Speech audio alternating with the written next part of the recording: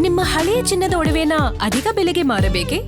ಆಟಿಕಾಗೆ ಕಾಲ್ ಮಾಡಿ 8880 Attica gold company. Kanakapura ಕ್ಷೇತ್ರ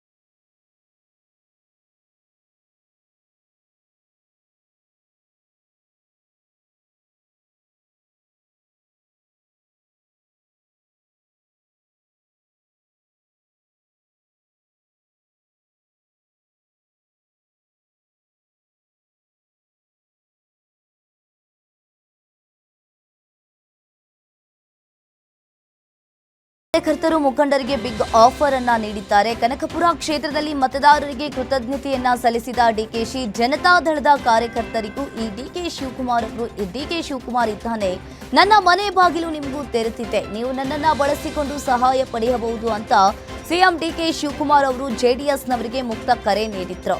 ನಿಮ್ಮ ಸಹಾಯಕ್ಕೆ ನಾನಿದ್ದೇನೆ ಅನ್ನೋ ಮೂಲಕ ಸಿಎಂ ಡಿಕೆ ಶಿವಕುಮಾರ್ ಜೆಡಿಎಸ್ ನಾಯಕರಿಗೆ ಗಾಳ ಬೀಸಿದ್ದಾರೆ.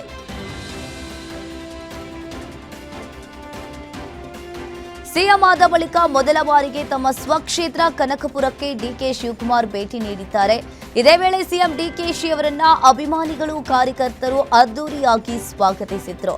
ಹಾರೋಹಳ್ಳಿಯಲ್ಲಿ ತೆರೆದ ವಾಹನದಲ್ಲಿ ಕೆಲಕಾಲ ರೋಡ್ ಶೋ ನಡೆಸಿದ ಸಿಎಂ ಡಿಕೆ ಶಿವಕುಮಾರ್ ಕ್ಷೇತ್ರದ ಜನರಿಗೆ ಅಭಿನಂದನೆಯನ್ನ ಸಲ್ಲಿಸಿದ್ರು. ಜೆಸಿಬಿ ಮೂಲಕ ಹೂಮಳೆಗೈದ್ರು. ರೋಡ್ ಶೋನಲ್ಲಿ ಡಿಕೆ ಸುರೇಶ್, ಶಾಸಕ ಇಕ್ಬಾಲ್ ಹುಸೇನ್ ಕೂಡ ಭಾಗಿಯಾಗಿದ್ರು.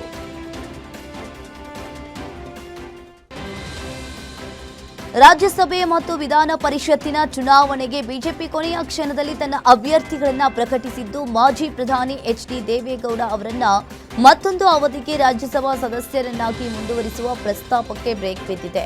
ರಾಜ್ಯಸಭೆಯ ಒಂದು ಸ್ಥಾನಕ್ಕೆ ಅಚ್ಚರಿ ಎಂಬಂತೆ ಬಿಜೆಪಿಯ ಮಾಜಿ ರಾಜ್ಯ ಉಪಾಧ್ಯಕ್ಷ ಪ್ರೊಫೆಸರ್ ನಾಗರಾಜ್ ಅವರನ್ನ ಮತ್ತು ವಿಧಾನ ಪರಿಷತ್ತಿನ 2 ಸ್ಥಾನಗಳಿಗೆ ಪಕ್ಷದ ಶಿಸ್ತು ಸಮಿತಿಯ ಮಾಜಿ ಉಪಾಧ್ಯಕ್ಷ ಲಿಂಗರಾಜು ಪಾಟೀಲ್, ರಾಜ್ಯ ಒಬಿಸಿ ಮೋರ್ಚಾ ಅಧ್ಯಕ್ಷ ರಘು ಕೌಟಿಲ್ಯ ಅವರನ್ನ ಅಭ್ಯರ್ಥಿಗಳನ್ನಾಗಿ ತಡರಾತ್ರಿ ಘೋಷಿಸಿದೆ.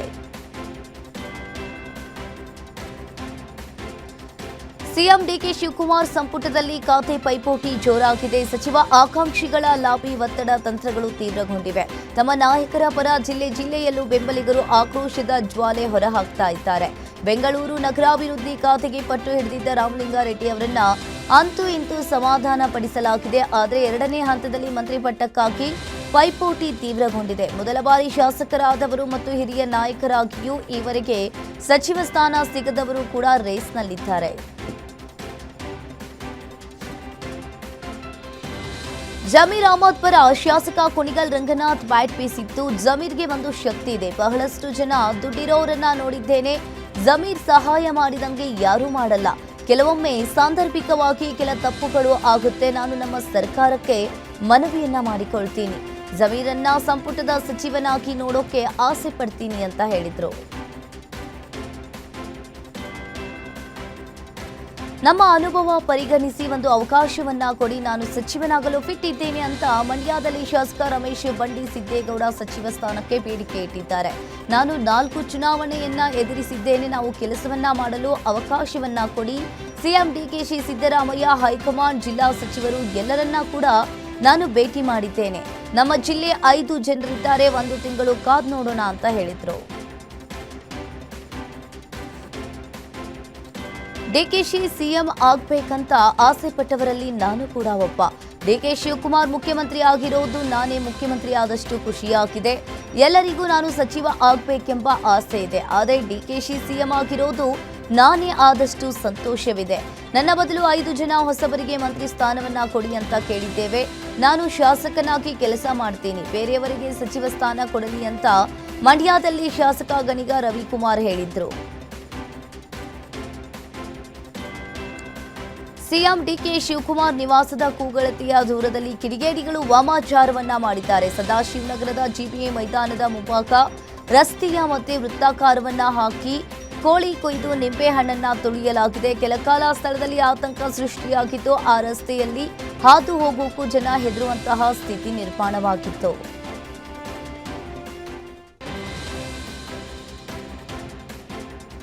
ಬಾಲಕೃಷ್ಣ ಅವರಿಗೆ ಸಚಿವ ಸ್ಥಾನ ನೀಡಬೇಕೆಂಬ ನಂಜಾವಧೂತ ಶ್ರೀಗಳ ಹೇಳಿಕೆಗೆ ಶಾಸಕ ಮಾಗಡಿ ಬಾಲಕೃಷ್ಣ ಪ್ರತಿಕ್ರಿಯೆಯನ್ನ ನೀಡಿದ್ದಾರೆ.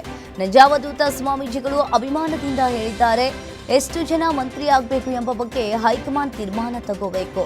ಒಕ್ಕಲಿಗ ಸಮುದಾಯದಲ್ಲಿ ಎಷ್ಟು ಜನಕ್ಕೆ ಕೊಡ್ತಾರೋ ಗೊತ್ತಿಲ್ಲ, ನಮಗೆ ಸಚಿವ ಸ್ಥಾನ ಕೊಟ್ಟೇ ಕೊಡ್ತಾರೆ ಅಂತೇನಿಲ್ಲ.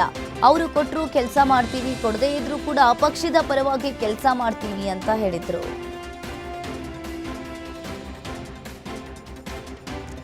ಒಕ್ಕಲಿಗ ಸಮುದಾಯಕ್ಕೆ ಸಚಿವ ಸ್ಥಾನ ನೀಡುವಂತೆ ಬೇಡಿಕೆ ಹೆಚ್ಚಾಗಿದ್ದು, ಮಾಗಡಿ ಬಾಲಕೃಷ್ಣ, ಚಲವರಾಯಸ್ವಾಮಿ, ಶರತ್ ಬಚ್ಚೇಗೌಡ ಸೇರಿ ಒಕ್ಕಲಿಗರ ಪರ ನಂಜಾವಧೂತ ಶ್ರೀಗಳು ಬ್ಯಾಟ್ ಬೀಸಿದ್ರು.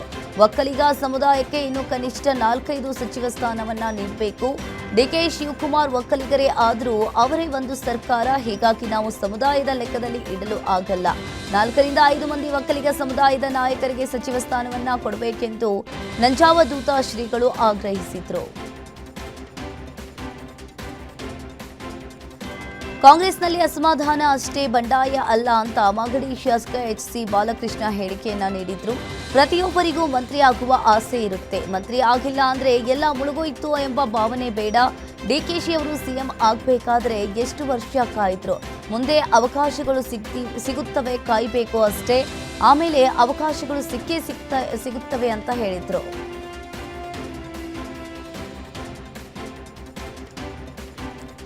ಆರೋಗ್ಯ ಮತ್ತು ಕುಟುಂಬ ಕಲ್ಯಾಣ ಇಲಾಖೆ ಸಚಿವರಾಗಿ ಅಧಿಕಾರ ವಹಿಸಿದ ಬಳಿಕ ಮಂಗಳೂರಿಗೆ ಭೇಟಿ ನೀಡಿದ ಸಚಿವ ಯುಟಿ ಖಾದರ್ರನ್ನ ಅದ್ದೂರಿಯಾಗಿ ಸ್ವಾಗತಿಸಲಾಯಿತು.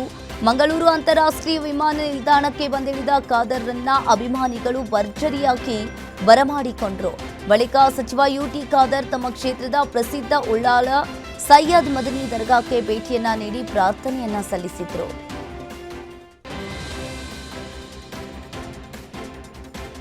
ತುಮಕೂರಿನ ಖ್ಯಾತಸಂದ್ರದಲ್ಲಿರುವ ಸಿದ್ಧಗಂಗಾ ಮಠಕ್ಕೆ ಡಿಸಿಎಂ ಪರಮೇಶ್ವರ್ ಅವರು ಭೇಟಿ ನೀಡಿದ್ದಾರೆ. ಡಿಸಿಎಂ ಆದ ಬಳಿಕ 2ನೇ ಬಾರಿ ಸಿದ್ಧಗಂಗಾ ಮಠಕ್ಕೆ ಪರಮೇಶ್ವರ್ ಅವರು ಭೇಟಿಯನ್ನ ನೀಡಿದ್ದು, ಶಿವಕುಮಾರ್ ಶ್ರೀಗಳ ಗದ್ದುಗೆಯ ದರ್ಶನವನ್ನ ಪಡೆದು ಪೂಜೆಯನ್ನ ಸಲ್ಲಿಸಿದ್ರು. ಬಳಿಕ ಧ್ಯಾನ ಮಂದಿರಕ್ಕೆ ಭೇಟಿ ನೀಡಿ ಸಿದ್ಧಲಿಂಗ ಸ್ವಾಮೀಜಿ ಆಶೀರ್ವಾದವನ್ನ ಪಡ್ಕೊಂಡ್ರು. ಇದೇ ವೇಳೆ ಡಿಸಿಎಂಗೆ ಜಿಲ್ಲಾಧಿಕಾರಿ ಶುಭ ಕಲ್ಯಾಣ್, ಎಸ್ಪಿ ಅಶೋಕ್ ಸಾಥ್ ನೀಡಿದ್ರು. ಸಿಎಂ ಡಿಕೆ ಶಿವಕುಮಾರ್ ವಿಧಾನಸೌಧದಿಂದ ನಮ್ಮ ಮೆಟ್ರೋ ರೈಲಿನಲ್ಲಿ ಪ್ರಯಾಣಿಸಿದ್ರು. ಇದೇ ವೇಳೆ ಬಿಎಂಆರ್ಸಿಎಲ್ ಉನ್ನತ ಅಧಿಕಾರಿಗಳಿಂದ ಬೆಂಗಳೂರಿನ ಮೆಟ್ರೋ ಜಾಲ ಮತ್ತು ಮುಂಬರುವ ಸಂಪರ್ಕ ಯೋಜನೆಗಳ ಕುರಿತು ಮಾಹಿತಿಯನ್ನ ಪಡ್ಕೊಂಡ್ರು. ಸಿಎಂ ಡಿಕೆಶಿ ಅವರನ್ನ ಮೆಟ್ರೋದಲ್ಲಿ ಕಂಡ ಸಾರ್ವಜನಿಕರು ಹಾಗೂ ಸಹ ಪ್ರಯಾಣಿಕರು ಸಂತಸವನ್ನ ವ್ಯಕ್ತಪಡಿಸಿದ್ರು. ಇದೇ ಸಂದರ್ಭದಲ್ಲಿ ಸಿಎಂ ಡಿಕೆಶಿ ರೈಲಿನಲ್ಲಿದ್ದ ಮಕ್ಕಳು ಮತ್ತು ಕಾಲೇಜು ವಿದ್ಯಾರ್ಥಿಗಳಿಗೆ ಶೇಕ್ ಹ್ಯಾಂಡ್ ಮಾಡಿ ಕುಶಲೋಪಚಾರಿಯನ್ನ ವಿಚಾರಿಸಿದ್ರು.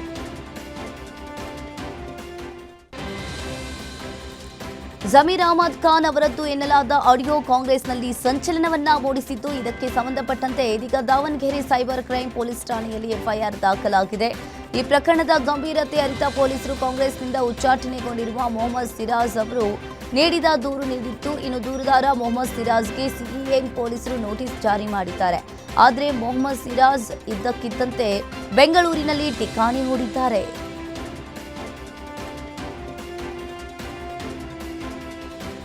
ಡಿಕೆ ಶಿವಕುಮಾರ್ ಕ್ಯಾಬಿನೆಟ್ ಅನ್ನ ಸೇರಲು ಜಮೀರ್ ಅಹಮದ್ ಖಾನ್ ತೀವ್ರ ಕಸರತ್ತನ್ನ ನಡೆಸ್ತಾ ಇದ್ದಾರೆ. ಮೊದಲ ಪಟ್ಟಿಯಲ್ಲಿ ಅವಕಾಶ ಸಿಗದಿದ್ದಕ್ಕೆ ತೀವ್ರ ಅಸಮಾಧಾನ ವ್ಯಕ್ತವಾಗಿದ್ದು, ಆಡಿಯೋ ಸಂಕಷ್ಟ ಬೆನ್ನಲ್ಲೇ ಜಮೀರ್ ಅಹಮದ್ ಫುಲ್ ಅಲರ್ಟ್ ಆಗಿದ್ದಾರೆ. ಜಮೀರ್ ಬೆಂಬಲಿಗರಿಂದ ರಾಜ್ಯಾದ್ಯಂತ ಪ್ರತಿಭಟನೆ ಪ್ಲಾನ್ ಮಾಡಿದ್ದು, ಜಮೀರ್ರನ್ನ ಡಿಕೆಶಿ ಸಂಪುಟಕ್ಕೆ ಸೇರ್ಪಡೆಗೆ ಆಗ್ರಹಿಸಿ ಪ್ರೊಟೆಸ್ಟ್ ಅನ್ನ ನಡೆಸಲಿದ್ದಾರೆ.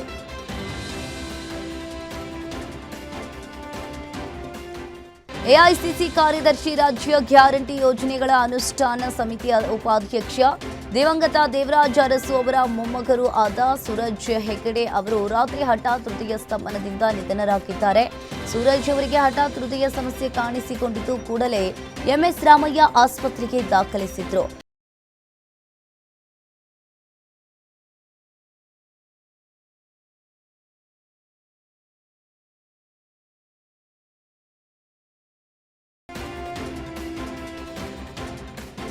ಪೆಟ್ರೋಲ್, ಡೀಸೆಲ್, ಸಿಎನ್ಜಿ ಬೆಲೆ ಏರಿಕೆಯ ಬೆನ್ನಲ್ಲೇ ಜನಸಾಮಾನ್ಯರಿಗೆ ಈಗ ಮತ್ತೊಂದು ಶಾಕ್ ಎದುರಾಗಿದೆ. ಗೃಹ ಬಳಕೆ ಸಿಲಿಂಡರ್ ಬೆಲೆ ಮತ್ತೆ ಏರಿಕೆಯಾಗಿದ್ದು, ಪ್ರತಿ ಸಿಲಿಂಡರ್ಗೆ 29 ರೂಪಾಯಿ ಹೆಚ್ಚಳವನ್ನ ಮಾಡಲಾಗಿದೆ. ಕಳೆದ 3 ತಿಂಗಳಲ್ಲಿ ಎರಡನೇ ಬಾರಿ ಗೃಹ ಬಳಕೆ ಸಿಲಿಂಡರ್ ದರ ಏರಿಕೆಯಾಗಿದ್ದು, ನೂತನ ದರ ಜಾರಿಗೆ ಬರಲಿದೆ ಅಂತ ತೈಲ ಕಂಪನಿಗಳು ಹೇಳಿವೆ. 915 ರೂಪಾಯಿ ಇದ್ದ ಗೃಹ ಬಳಕೆ ಸಿಲಿಂಡರ್ ಬೆಲೆ 944 ರೂಪಾಯಿ ಆಗಿದೆ. ಸಾಮಾನ್ಯ ಜನರ ಪಾಲಿಗೆ ದಿನೇ ದಿನೇ ಅಗತ್ಯ ವಸ್ತುಗಳ ಬೆಲೆ ಏರಿಕೆ ನುಂಗಲಾರದ ಬಿಸಿ ತುಪ್ಪವಾಗಿದೆ. ಪೆಟ್ರೋಲ್, ಡೀಸೆಲ್ ಬೆಲೆ ಹೆಚ್ಚಾಯಿತು. ಈಗ ನೇರವಾಗಿ ಅಡುಗೆ ಮನೆಗೆ ಬೆಲೆ ಏರಿಕೆ ಬೆಂಕಿಯ ಜ್ವಾಲೆ ಬಿದ್ದಿದ್ದು, ಮನೆಯ ಅಡುಗೆ ಮನೆಗೆ ಅಗತ್ಯವಿರುವ ಎಲ್ಪಿಜಿ ಸಿಲಿಂಡರ್ ಬೆಲೆಯನ್ನ ಮತ್ತೆ 29 ರೂಪಾಯಿಗಳಷ್ಟು ಏರಿಕೆ ಮಾಡಲಾಗಿದೆ. ಕಳೆದ 3 ತಿಂಗಳಲ್ಲಿ ನಡೆದಿರುವ ಎರಡನೇ ಬೆಲೆ ಏರಿಕೆ ಇದಾಗಿದ್ದು, ಜನಸಾಮಾನ್ಯರ ಮೇಲೆ ನೇರ ಹೊಡೆತ ನೀಡಿದೆ. ದೇಶದ ಜನಸಾಮಾನ್ಯರಿಗೆ ಬೆಲೆ ಏರಿಕೆ ಅನ್ನೋ ಬರೆ ಎಳೆಯೋ ಕೆಲಸ ನಿರಂತರವಾಗಿ ಆಗ್ತಾನೆ ಇದೆ. ಸದ್ದಿಲ್ಲದೆ ಗೃಹೋಪಯೋಗಿ ಸಿಲಿಂಡರ್ ಬೆಲೆಯನ್ನ 29 ರೂಪಾಯಿ ಹೆಚ್ಚಿಸಿ ಶಾಕ್ ನೀಡಿವೆ. ಸಿಲಿಂಡರ್ ದರ ಏರಿಕೆಗೆ ಕೇಂದ್ರ ಸರ್ಕಾರ ಕಾರಣ ಅಂತ ವಿಪಕ್ಷಗಳು ಟೀಕೆ ಮಾಡ್ತಾ ಇವೆ. ಈ ಬಗ್ಗೆ ಪ್ರತಿಕ್ರಿಯೆ ನೀಡಿರೋ ಸಿಎಂ ಡಿಕೆ ಶಿವಕುಮಾರ್, ಸಿಲಿಂಡರ್ ದರ ಏರಿಕೆಯ ಬಗ್ಗೆ ನನ್ನ ಗಮನಕ್ಕೂ ಬಂದಿದೆ. ಶೀಘ್ರದಲ್ಲಿ ವರದಿ ತರಿಸಿಕೊಂಡು ಈ ಬಗ್ಗೆ ವಿಸ್ತೃತವಾಗಿ ಮಾತನಾಡ್ತೀನಿ ಅಂತ ತಿಳಿಸಿದ್ರು. ರಾಜ್ಯದಲ್ಲಿ ಮಾರ್ಚ್, ಏಪ್ರಿಲ್ ಮತ್ತು ಮೇ ತಿಂಗಳು ಬಂತೆಂದ್ರೆ ಸಾಕು, ಅಬಕಾರಿ ಇಲಾಖೆಗೆ ಹಬ್ಬದ ಸೀಸನ್. ಬಿಸಿಲ ಬೇಗೆಯಿಂದಾಗಿ ಬಿಯರ್ ಮತ್ತು ಮದ್ಯದ ಬೇಡಿಕೆ ಪ್ರತಿ ವರ್ಷ 15% 20% ಹೆಚ್ಚಾಗ್ತಾ ಇತ್ತು. ಆದರೆ ಈ ವರ್ಷದ ಮೇ ತಿಂಗಳ ವರದಿ ಇಲಾಖೆ ಅಧಿಕಾರಿಗಳ ನಿದ್ದೆಗೆಡಿಸಿದೆ. ನಿರೀಕ್ಷೆಗೂ ಮೀರಿ ಮದ್ಯ ಮಾರಾಟದಲ್ಲಿ ಕುಸಿತ ಕಂಡಿದೆ. ಸಾಮಾನ್ಯವಾಗಿ ಏಪ್ರಿಲ್ ಮತ್ತು ಮೇ ತಿಂಗಳಲ್ಲಿ ಮದ್ಯದ ಬೇಡಿಕೆ 20% ಹೆಚ್ಚಾಗ್ತಾ ಇತ್ತು. ಆದರೆ ಈ ಬಾರಿ ಕೇವಲ ಒಂದೇ ತಿಂಗಳಲ್ಲಿ 17 ಲಕ್ಷ ಬಾಕ್ಸ್ಗಳಷ್ಟು ಮದ್ಯ ಮಾರಾಟ ಕುಸಿದಿರುವುದು ಆತಂಕಕ್ಕೆ ಕಾರಣವಾಗಿದೆ. ನೀರಿನ ಹೊಂಡಕ್ಕೆ ಬಿದ್ದು 3 ದಾರುಣವಾಗಿ ಮೃತಪಟ್ಟಿರುವ ಘಟನೆ ಯಾದಗಿರಿಯ ವಡಗೇರ ತಾಲೂಕಿನ ಬಸವನಗರದಲ್ಲಿ ನಡೆದಿದೆ. ಬಟ್ಟೆ ತೊಳೆಯಲು ಹೋಗಿದ್ದ ಅವಘಡ ಸಂಭವಿಸಿದೆ. ಗುಂಡಮ್ಮ, ಸುಜಾತ, ಶಿವಕಾಂತಮ್ಮ ಮೃತರು ಅಂತ ತಿಳಿದು ಬಂದಿದೆ. ನೀರಿನ ಹೊಂಡದಲ್ಲಿ ಬಟ್ಟೆ ತೊಳೆಯಲು ಹೋಗಿದ್ದ ವೇಳೆ ಕಾಲು ಜಾರಿ ಬಾಲಕಿಯರು ನೀರಿಗೆ ಬಿದ್ದಿದ್ದಾರೆ. ಇದೇ ವೇಳೆ ಬಾಲಕಿಯರನ್ನ ರಕ್ಷಣೆ ಮಾಡಲು ನೀರಿಗೆ ಹಾರಿದ ಮಹಿಳೆ ಕೂಡ ಮುಳುಗಿ ಸಾವನ್ನಪ್ಪಿದ್ದಾರೆ. ಈ ಘಟನೆಗೆ ಸಂಬಂಧಪಟ್ಟಂತೆ ವಡಗೇರ ಪೊಲೀಸ್ ಠಾಣಾ ವ್ಯಾಪ್ತಿಯಲ್ಲಿ ಈ ಪ್ರಕರಣ ದಾಖಲಾಗಿದೆ. ಧಾರವಾಡದ ರೆಸಿಡೆನ್ಸಿ ಶಾಲೆಯಲ್ಲಿ ವಿದ್ಯಾರ್ಥಿಯೋರ್ವ ಅನುಮಾನಾಸ್ಪದವಾಗಿ ಮೃತಪಟ್ಟಿರುವ ಘಟನೆ ನಡೆದಿದೆ. ಹಂಚಿನ್ಮನಿ ರೆಸಿಡೆನ್ಷಿಯಲ್ ಶಾಲೆಯಲ್ಲಿ ಬೆಳಗಾವಿ ಮೂಲದ ಪ್ರೀತಮ್ ಕಂಪ್ಲಿ ವಿದ್ಯಾರ್ಥಿ ನೇಣು ಬಿಗಿದುಕೊಂಡ ಸ್ಥಿತಿಯಲ್ಲಿ ಮೃತದೇಹ ಪತ್ತೆಯಾಗಿದೆ. ಪ್ರೀತಮ್ ತಾನು ಆಕೆಯೇ ನೇಣು ಹಾಕಿಕೊಂಡಿಲ್ಲ, ಯಾರೋ ಅವನನ್ನ ನೇಣು ಹಾಕಿದ್ದಾರೆ ಅಂತ ಪೋಷಕರು ಗಂಭೀರವಾಗಿ ಆರೋಪವನ್ನ ಮಾಡಿದ್ರು. ಪೊಲೀಸರು ಸೂಕ್ತವಾಗಿ ತನಿಖೆ ನಡೆಸಬೇಕೆಂದು ಕುಟುಂಬಸ್ಥರು ಒತ್ತಾಯಿಸಿದ್ರು.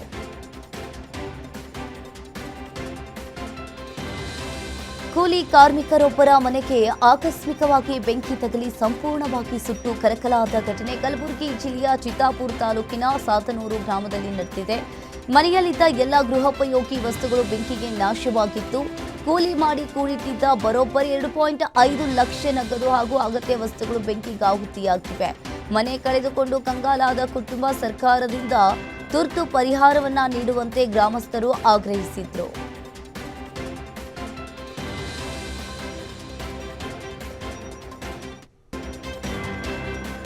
ಬೆಂಗಳೂರಿನಲ್ಲಿ ಇತ್ತೀಚೆಗೆ ಸರಗಳ್ಳತನ ಕೇಸ್ಗಳು ಸಿಕ್ಕಾಪಟ್ಟೆ ಹೆಚ್ಚಾಗಿವೆ. ಅಂತಹದ್ದೇ ಕೇಸೊಂದು ಆನೇಕಲ್ ಭಾಗದಲ್ಲಿ ನಡೆದಿದೆ. 4 ಖದೀಮರು ವೃತ್ತಿಯೋರ್ವಳ ಗಮನವನ್ನ ಬೇರೆಡೆ ಸೆಳೆದು ಲಕ್ಷಾಂತರ ರೂಪಾಯಿ ಮೌಲ್ಯದ ಚಿನ್ನಾಭರಣವನ್ನ ದೋಚಿರುವ ಘಟನೆ ಸರ್ಜಾಪುರ ಪೊಲೀಸ್ ಠಾಣಾ ವ್ಯಾಪ್ತಿಯ ಬಿಲ್ಲಾಪುರದ ಬಳಿ ನಡೆದಿದೆ.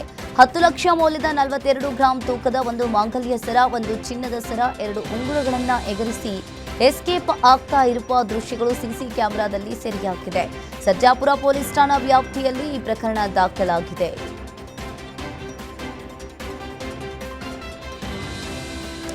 ಮೂರು ವರ್ಷದಿಂದ ಒಂದೇ ಕಡೆ ಇರುವ ಕೆಎಸ್ಆರ್ಟಿಸಿ ನೌಕರರ ವರ್ಗಾವಣೆ ಮಾಡುವಂತೆ ಸಾರಿಗೆ ಇಲಾಖೆ ಸೂಚನೆಯನ್ನ ನೀಡಿದೆ. ಕೆಎಸ್ಆರ್ಟಿಸಿ ಆಡಳಿತಕ್ಕೆ ವೇಗ ನೀಡುವ ಹಿನ್ನೆಲೆಯಲ್ಲಿ ಈ ಕ್ರಮ ತೆಗೆದುಕೊಳ್ಳಲಾಗಿದ್ದು, ಅಲ್ಲದೆ 3 ವರ್ಷದಿಂದ ಒಂದೇ ಕಡೆ ಇರುವ ಸಿಬ್ಬಂದಿ ಮೇಲೆ ದೂರು ಬಂದಿರುವುದರಿಂದ ಸಾರಿಗೆ ಇಲಾಖೆಯ ಕೆಎಸ್ಆರ್ಟಿಸಿ ಎಂಡಿ ಅಕ್ರಮ್ ಪಾಷಾರವರಿಗೆ ನೌಕರರನ್ನ ವರ್ಗಾವಣೆ ಮಾಡುವಂತೆ ಸೂಚಿಸಿದೆ.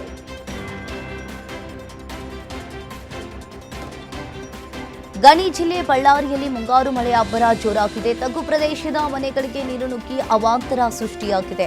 ಒಳಚರಂಡಿ ಸಮೀಪದ ಪ್ರದೇಶಗಳಲ್ಲಿ ಮಳೆ ನೀರು ರಸ್ತೆ ಮೇಲೆ ಹರಿದು ಸಂಚಾರಕ್ಕೆ ಸಮಸ್ಯೆಯಾಗಿದ್ದು, ಒಳಚರಂಡಿಗಳು ತುಂಬಿ ಹರಿದು ಮನೆಗಳಿಗೆ ನೀರು ನುಗ್ಗಿ ಗೃಹೋಪಯೋಗಿ ವಸ್ತುಗಳಿಗೆ ಹಾನಿಯಾಗಿದೆ. ಇನ್ನು ಮತ್ತೊಂದು ಕಡೆ ಹಳಿಯ ತಾಲೂಕು ಆಫೀಸು, ನೋಂದಣಾ ಅಧಿಕಾರಿಗಳ ಕಚೇರಿ, ಪೋಸ್ಟ್ ಆಫೀಸ್ ಆವರಣದಲ್ಲಿ ಮಳೆ ನೀರು ತುಂಬಿಕೊಂಡು ಕೆಸರು ಗೆದ್ದೆಯಂತಾಗಿದೆ.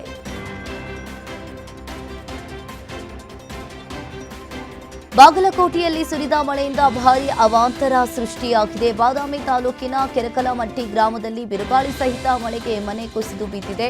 ಈರಪ್ಪ ಲದ್ದಿ ಎಂಬುವವರ ಮನೆ ಕುಸಿದಿದ್ದು, ಅದೃಷ್ಟವಶಾತ್ ಮನೆಯಲ್ಲಿದ್ದವರು ಪ್ರಾಣಾಪಾಯದಿಂದ ಪಾರಾಗಿದ್ದಾರೆ. ಇನ್ನು ಸರ್ಕಾರ ಸೂಕ್ತ ಪರಿಹಾರವನ್ನ ನೀಡಬೇಕೆಂದು ಕುಟುಂಬಸ್ಥರು ಆಗ್ರಹಿಸಿದ್ದಾರೆ. ಅಲ್ಲದೆ ಧಾರಾಕಾರ ಮಳೆಯಿಂದ ಬಿತ್ತನೆಗೆ ಸಿದ್ಧಪಡಿಸಿದ್ದ ರೈತರ ಜಮೀನುಗಳಲ್ಲಿ ನೀರು ತುಂಬಿ ಕೆರೆಯಂತಾಗಿದೆ. ಕರ್ನಾಟಕದಲ್ಲಿ ಮುಂಗಾರು ಚುರುಕುಗೊಂಡಿದ್ದು, ಇಂದಿನಿಂದ 7 ದಿನಗಳ ಕಾಲ ರಾಜ್ಯದ ಹಲವೆಡೆ ಭಾರೀ ಮಳೆಯಾಗಲಿದೆ ಅಂತ ಹವಾಮಾನ ಇಲಾಖೆ ಮುನ್ಸೂಚನೆಯನ್ನ ನೀಡಿದೆ. ಇನ್ನು ಅದರಲ್ಲೂ ವಿಶೇಷವಾಗಿ ಕರಾವಳಿ ಮತ್ತು ಮಲೆನಾಡು ಭಾಗಗಳಲ್ಲಿ ವರುಣನ ಅಬ್ಬರ ವಿಪರೀತವಾಗಲಿದ್ದು, ಹವಾಮಾನ ಇಲಾಖೆಯು ಈ ಭಾಗಗಳಲ್ಲಿ ರೆಡ್ ಅಲರ್ಟ್ ಅನ್ನು ಘೋಷಿಸಿದೆ. ಉತ್ತರ ಕನ್ನಡ, ಉಡುಪಿ, ದಕ್ಷಿಣ ಕನ್ನಡ, ಶಿವಮೊಗ್ಗ, ಚಿಕ್ಕಮಗಳೂರು, ಹಾಸನ ಮತ್ತು ಕೊಡಗು ಜಿಲ್ಲೆಗಳಲ್ಲಿ ಮುಂದಿನ 2-3 ದಿನಗಳ ಕಾಲ ಧಾರಾಕಾರ ಮಳೆಯಾಗುವ ಮುನ್ಸೂಚನೆ ಇದೆ.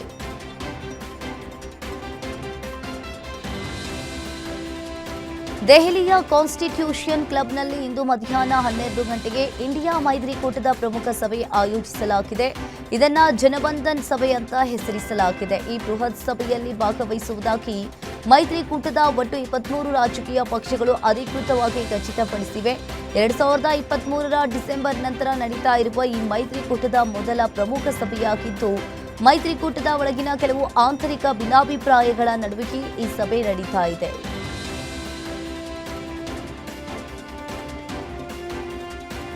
ಭಾರತೀಯ ರೈಲ್ವೆ ವಲಯದಲ್ಲಿ ಹೊಸ ಕ್ರಾಂತಿ, ದೇಶದ ಮೂಲ ಸೌಕರ್ಯ ಅಭಿವೃದ್ಧಿಗೆ ಹೊಸ ವೇಗ ನೀಡುವ ನಿಟ್ಟಿನಲ್ಲಿ ಕೇಂದ್ರ ರೈಲ್ವೆ ಸಚಿವ ಅಶ್ವಿನ್ ವೈಷ್ಣವ್ ಅವರು ಪಶ್ಚಿಮ ಬಂಗಾಳಕ್ಕೆ ಅತ್ಯಂತ ಐತಿಹಾಸಿಕ ಮತ್ತು ಭರವಸೆಯ ಕೊಡುಗೆಯೊಂದನ್ನು ಘೋಷಿಸಿದ್ದಾರೆ. ಮುಂಬೈ ಅಹಮದಾಬಾದ್ ಕಾರಿಡಾರ್ ಯಶಸ್ಸಿನ ನಂತರ ದೇಶದ 2ನೇ ಅತ್ಯಾಧುನಿಕ ಬುಲೆಟ್ ರೈಲು ಯೋಜನೆಯು ದೆಹಲಿ ಮತ್ತು ಪಶ್ಚಿಮ ಬಂಗಾಳದ ಸಿಲಿಗುರಿ ನಡುವೆ ಚಲಿಸಲಿದೆ ಅಂತ ಅವರು ಅಧಿಕೃತವಾಗಿ ಪ್ರಕಟಿಸಿದ್ದಾರೆ. ಮದ್ಯ ಮಾರಾಟದ ಪ್ರತಿಯೊಂದು ರೂಪಾಯಿ ಕೂಡ ಸರ್ಕಾರದ ಖಜಾನೆ ಸೇರಬೇಕು. ಪಕ್ಷಗಳಿಗೆ ಅನಧಿಕೃತವಾಗಿ ನಿಧಿ ಸಂಗ್ರಹವಾಗುವುದನ್ನು ತಡೆಯಬೇಕು ಅಂತ ತಮಿಳುನಾಡು ಸಿಎಂ ಮುಖ್ಯಮಂತ್ರಿ ಜೋಸೆಫ್ ವಿಜಯ್ ಅವರು ಅಧಿಕಾರಿಗಳಿಗೆ ನಿರ್ದೇಶನವನ್ನ ನೀಡಿದ್ದಾರೆ. ಅಧಿಕಾರವನ್ನು ವಹಿಸಿಕೊಂಡ ಬಳಿಕ ಮೊದಲ ಬಾರಿಗೆ ಸಚಿವ ಸಂಪುಟ ಸಭೆ ನಡೆಸಿದ ಅವರು ತಮಿಳುನಾಡು ರಾಜ್ಯ ಮಾರ್ಕೆಟಿಂಗ್ ಕಾರ್ಪೊರೇಷನ್ನ ಹಣ ಸೋರಿಕೆ ಕುರಿತು ಮಾಹಿತಿಯನ್ನ ಪಡೆದ ಅವರು ಅನಧಿಕೃತ ನಗದು ಸಂಗ್ರಹ ವ್ಯವಸ್ಥೆಗಳನ್ನು ತಕ್ಷಣವೇ ಸ್ಥಗಿತಗೊಳಿಸಬೇಕು ಅಂತ ಆದೇಶವನ್ನು ಹೊರಡಿಸಿದ್ದಾರೆ.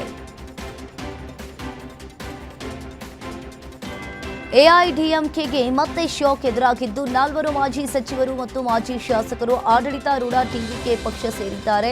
ಚೆನ್ನೈ ಬಳಿಯ ಪನಯೂರ್ನಲ್ಲಿರುವ ಟಿವಿಕೆ ಪ್ರಧಾನ ಕಚೇರಿಯಲ್ಲಿ ಈ ಉನ್ನತ ಮಟ್ಟದ ಸೇರ್ಪಡೆಗಳು ನಡೆದವು. ಅಲ್ಲಿ Udumalai K Radhakrishnan, MC Sampath, Kadambur C Raju ಮತ್ತು ಎನ್ಆರ್ ಶಿವಪತಿ ಅವರು ಅಧಿಕೃತವಾಗಿ ಆಡಳಿತ ಪಕ್ಷಕ್ಕೆ ಸೇರಿದರು.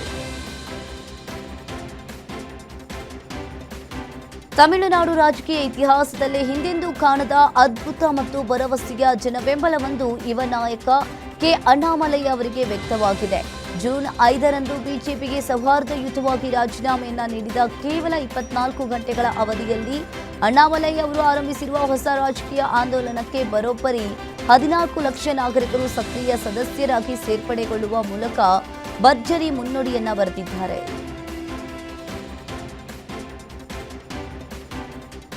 ಮಮತಾ ಬ್ಯಾನರ್ಜಿ ಆಗಲಿ ಅಥವಾ ಯಾವುದೇ ಟಿಎಂಸಿ ನಾಯಕರು ನನ್ನ ಬಳಿ ರಾಜೀನಾಮೆಯನ್ನ ನೀಡುವಂತೆ ಕೇಳಿಲ್ಲ ಅಂತ ಬಹರಾಂಪುರ್ ಲೋಕಸಭಾ ಕ್ಷೇತ್ರದ ಸಂಸದ ಯೂಸುಫ್ ಪಠಾಣ್ ಹೇಳಿದ್ದಾರೆ. ಪಶ್ಚಿಮ ಬಂಗಾಳ ಮಾಜಿ ಮುಖ್ಯಮಂತ್ರಿ ಮಮತಾ ಬ್ಯಾನರ್ಜಿ ಅವರು ತಮಗೆ ರಾಜೀನಾಮೆಯನ್ನ ನೀಡುವಂತೆ ಕೇಳಿದ್ದಾರೆ ಎಂಬುದೆಲ್ಲ ಕೇವಲ ಅನಧಿಕೃತ ವದಂತಿಗಳಾಗಿದ್ದು, ಪಕ್ಷದಲ್ಲಿ ಎಲ್ಲವೂ ಅತ್ಯಂತ ಸೌಹಾರ್ದಯುತವಾಗಿದೆ ಅಂತ ಅವರು ದೃಢಪಡಿಸಿದ್ದಾರೆ.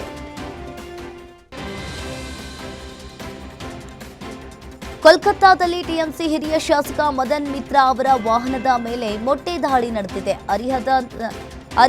ಅರಿಯದಹ ಪ್ರದೇಶದಲ್ಲಿ ಮದನ್ ಮಿತ್ರ ಅವರ ಕಾರು ಸಾಗ್ತಾ ಇದ್ದಾಗ ಕಳ್ಳ ಕಳ್ಳ ಅಂತ ಕೂಗುತ್ತಾ ಶಾಸಕರ ಕಾರಿನ ಮೇಲೆ ಮೊಟ್ಟೆ ಎಸೆದಿದ್ದಾರೆ. ಸ್ಥಳೀಯ ಆಟೋ ಚಾಲಕರು ವಾರ್ಡ್ ಸಂಖ್ಯೆ 14ರ ಕೌನ್ಸಿಲರ ಕಚೇರಿ ಮುಂದೆ ಜಮಾಯಿಸಿ ಕಳೆದ ಕೆಲವು ವರ್ಷಗಳಿಂದ ಬಲವಂತವಾಗಿ ವಸೂಲಿ ಮಾಡಲಾಗಿರುವ ಕಟ್ ಮನಿ ಹಣವನ್ನ ಮರಳಿ ನೀಡುವಂತೆ ಒತ್ತಾಯಿಸಿ ಪ್ರತಿಭಟನೆ ನಡೆಸ್ತಾ ಇದ್ರು. ಕೆಲ ವರ್ಷಗಳ ಹಿಂದೆ ಕೇವಲ 6,000 ರೂಪಾಯಿ ವೇತನಕ್ಕೆ ಜೂನಿಯರ್ ಇಂಜಿನಿಯರ್ ಆಗಿ ಕೆಲಸಕ್ಕೆ ಸೇರಿದ ವ್ಯಕ್ತಿ ಈಗ ಬರೋಬ್ಬರಿ 2 ಕೋಟಿ ನಗದು ಹಣ, 5 ಬಹುಮಹಡಿ ಕಟ್ಟಡ ಹಾಗೂ 14 ಸೈಟ್ಗಳಿರುವುದು ಪತ್ತೆಯಾಗಿದೆ. ಅಕ್ರಮ ಆಸ್ತಿ ಗಳಿಕೆ ಆರೋಪದ ಮೇಲೆ ಸರ್ಕಾರಿ ಒಡಿಶಾ ವಿಜಿಲೆನ್ಸ್ ಅಧಿಕಾರಿಗಳ ತಂಡ ಎಂಜಿನಿಯರ್ ವೈಕುಂಠನಾಥ್ ಬೆಹ್ರಾಗೆ ಸಂಬಂಧಿಸಿದ 9 ಸ್ಥಳಗಳಲ್ಲಿ ದಾಳಿಯನ್ನು ನಡೆಸಿದ ವೇಳೆ ಈ ರಹಸ್ಯ ಬಯಲಾಗಿದೆ. ಏಕಕಾಲಕ್ಕೆ ದಾಳಿಯನ್ನ ನಡೆಸಿದ ಅಧಿಕಾರಿಗಳ ತಂಡ ಬೆಹರಾ ಅವರಿಗೆ ಸೇರಿದ ಬ್ಯಾಂಕ್ ಲಾಕರ್ಗಳಿಂದ ಸುಮಾರು 2 ಕೋಟಿ ನಗದು ವಶಪಡಿಸಿಕೊಂಡಿದೆ.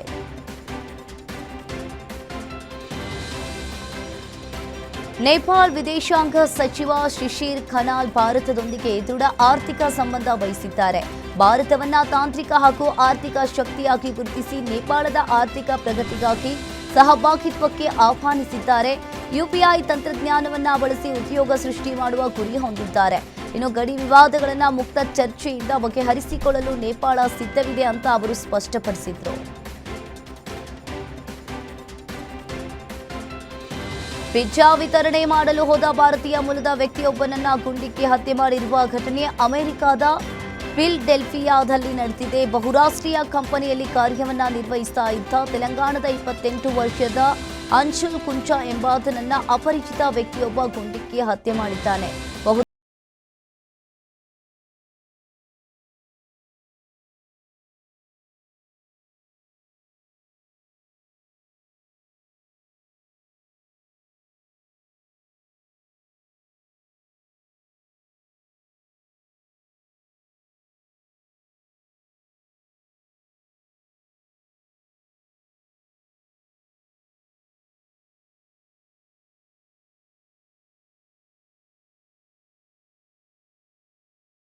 ಈ ದುರ್ಘಟನೆ ಸಂಭವಿಸಿದೆ ಅಸ್ಸಾಂ ಖಾದಿಯಿಂದ ಪಶ್ಚಿಮಕ್ಕೆ 80 ಕಿಲೋಮೀಟರ್ ದೂರದ ಪ್ರದೇಶ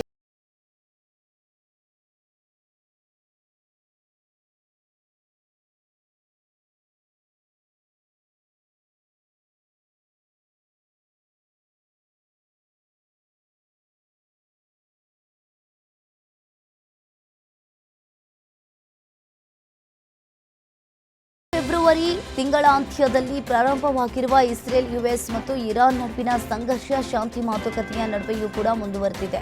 ಹಲವು ಸುತ್ತಿನ ಮಾತುಕತೆಗಳು ವಿಫಲವಾಗಿದ್ದು, ಉದ್ವಿಗ್ನತೆಯನ್ನ ಕಡಿಮೆ ಮಾಡಲು ಪಾಕಿಸ್ತಾನ್ ತನ್ನ ರಾಜತಾಂತ್ರಿಕ ಪ್ರಯತ್ನಗಳನ್ನು ಮುಂದುವರೆಸಿದೆ. ಈ ನಡುವೆ ಹೊರ್ಮುಜ್ ಜಲಸಂಧಿಯಲ್ಲಿ ಅಂತಾರಾಷ್ಟ್ರೀಯ ಸಮುದ್ರ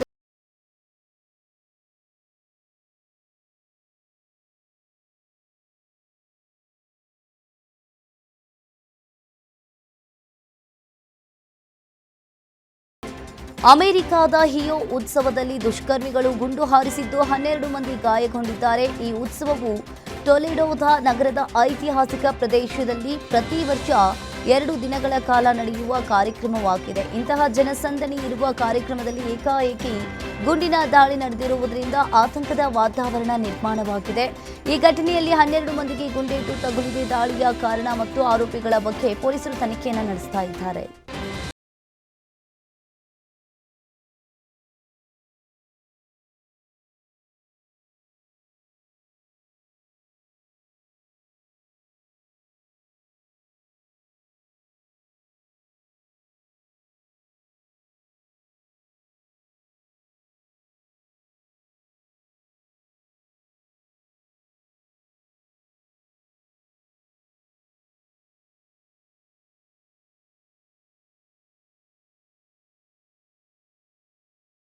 ಸರಣಿಗೆ ಭಾರತಕ್ಕೆ ದೊಡ್ಡ ಹಿನ್ನಡೆಯಾಗಿದೆ. ವಿರಾಟ್ ಕೊಹ್ಲಿಗೆ ಹ್ಯಾಮ್ಸ್ಟ್ರಿಂಗ್ಸ್ ಗಾಯವಾದ ಕಾರಣ ಇನ್ನು ಸರಣಿಯಿಂದ ಹೊರಬಿದ್ದಿದ್ದಾರೆ. ಇತ್ತ ರೋಹಿತ್ ಶರ್ಮಾ ಅವರ ಫಿಟ್ನೆಸ್ ಕೂಡ ಅನುಮಾನದಲ್ಲಿದ್ದು ಅವರ ಲಭ್ಯತೆ ವೈದ್ಯಕೀಯ ಅನುಮತಿಯ ಮೇಲೆ ನಿರ್ಧಾರವಾಗಲಿದೆ. ಯಶಸ್ವಿ ಜೈಸ್ವಾಲ್ ಅವರನ್ನ ಕೊಹ್ಲಿ ಬದಲಿಯಾಗಿ ತಂಡಕ್ಕೆ ಸೇರಿಸಲಾಗಿದೆ. ಇವರಿಬ್ಬರು ಆಡದಿದ್ದರೆ ಇಶಾನ್ ಕಿಶನ್, ಯಶಸ್ವಿ ಜೈಸ್ವಾಲ್ ಮತ್ತು ಕನ್ನಡಿಗ ದೇವದತ್ ಪಡಿಕ್ಕಲ್ ನಡುವೆ ತೀವ್ರ ಪೈಪೋಟಿ ಏರ್ಪಟ್ಟಿದೆ.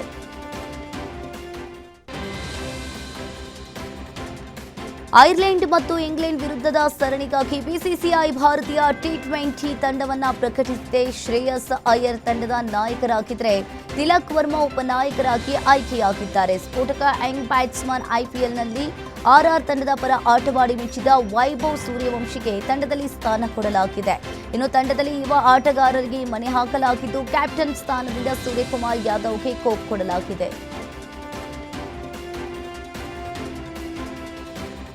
ಕಾಂತಾರ ಬೆಡಗಿ ರುಕ್ಮಿಣಿ ವಸಂತ ಅಶ್ಲೀಲ ಎಐ ಫೋಟೋ ಸೃಷ್ಟಿ ಪ್ರಕರಣಕ್ಕೆ ಸಂಬಂಧಿಸಿದಂತೆ ಬೆಂಗಳೂರು ಕೇಂದ್ರ ಸೈಬರ್ ಪೊಲೀಸರು ತನಿಖೆಯನ್ನು ನಡೆಸ್ತಾ ಇದ್ದು 5ಕ್ಕೂ ಹೆಚ್ಚು ಮಂದಿಯನ್ನ ವಿಚಾರಣೆ ಮಾಡಿದ್ದಾರೆ. ಪೋಸ್ಟ್ ಆದ ಎಲ್ಲ ಅಕೌಂಟ್ ನಕಲಿ ಎಂಬುದು ಬೆಳಕಿಗೆ ಬಂದಿದ್ದು, ಉತ್ತರ ಭಾರತ ಮೂಲದ ಗ್ಯಾಂಗ್ನಿಂದ ಸೃಷ್ಟಿ ಹಾಗೂ ವೈರಲ್ ಆಗಿದೆ ಅಂತ ತಿಳಿದು ಬಂದಿದೆ.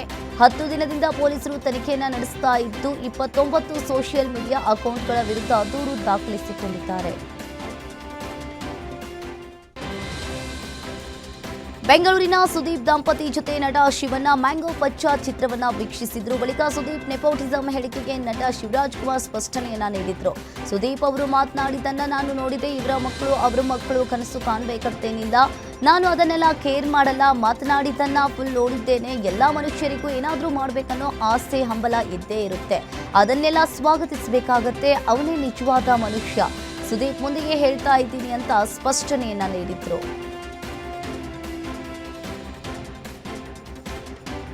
PAN India star Ram Charan ಮತ್ತು ಬಾಲಿವುಡ್ ಬೆಡಗಿ ಜಾನ್ವಿ ಕಪೂರ್ ಅಭಿನಯದ ಬುಚ್ಚಿ ಬಾಬು ಸನಾ ನಿರ್ದೇಶನದ ಪೆದ್ದಿ ಸಿನಿಮಾ ಬಾಕ್ಸ್ ಆಫೀಸ್ನಲ್ಲಿ ಅಬ್ಬರಿಸ್ತಾ ಇದೆ. ತೀವ್ರ ವಿವಾದಗಳು ಮತ್ತು ಮಿಶ್ರ ವಿಮರ್ಶೆಗಳ ನಡುವೆಯೂ ಕೂಡ ಚಿತ್ರವು ಉತ್ತಮವಾಗಿ ಕಲೆಕ್ಷನ್ ಮಾಡುವ ಮೂಲಕ ಕೇವಲ 2 ದಿನಗಳಲ್ಲಿ ಜಾಗತಿಕವಾಗಿ ಬರೋಬ್ಬರಿ 200 ಕೋಟಿ ರೂಪಾಯಿ ಒಟ್ಟು ಗಳಿಕೆ ದಾಟಿದೆ ಅಂತ ವರದಿಯಾಗಿದೆ.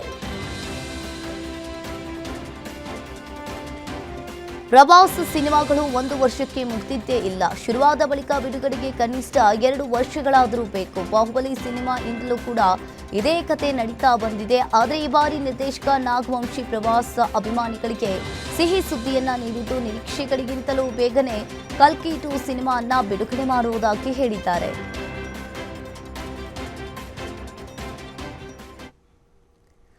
ಇದಿಷ್ಟು ಇವರೆಗಿನ ಸುದ್ದಿಗಳು. ನೋಡ್ತಾ ಇರಿ ಗ್ಯಾರಂಟಿ ನ್ಯೂಸ್, ಸುದ್ದಿ ಖಚಿತ, ನ್ಯಾಯ ನಿಶ್ಚಿತ.